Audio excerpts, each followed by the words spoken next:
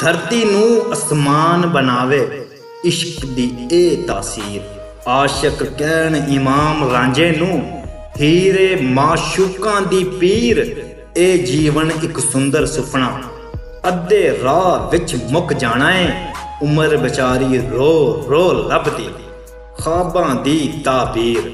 मैं हस्सां ते धरती हसे रोवां ते रोवे आसमान। मैं हाँ कादर कुदरत मेरी मैं अपनी तकदीर।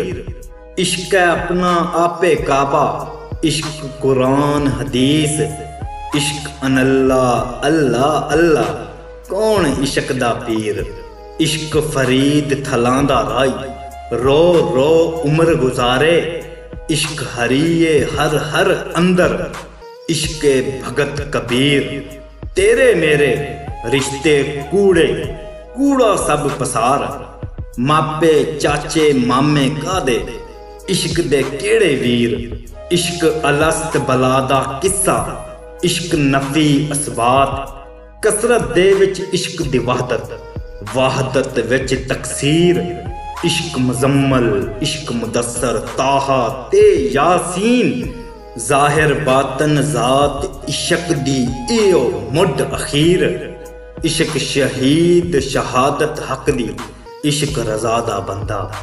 इश्क अवैस अबू जरजामी इश्क अली शबीर। इश्क दा डेरा सूली ऊपर इश्क ते मौत हराम। वसल फराक तो इश्क अगेरे इश्क समी बसीर। मर के जिंदा जी के मरदा इश्क बड़ा कुछ करदा। मुँह तू कबला बल आहया आहुम इश्क दी जात कदीर। अकला नाल इश्क ना हुंदा इश्क दी उल्टी चाल। इश्क होवे ते वगदे वासफ अखां दे विच नीर। अजीज सामीन, इस चैनल का मकसद सूफीज़्म और मशहूर शोरा के कलाम और अशार को बेदार करना है। अगर आप भी पोइट्री का ज़ौक़ रखते हैं तो हमारे पोइट्री पॉइंट से जुड़ने के लिए हमारा चैनल सब्सक्राइब कर सकते हैं।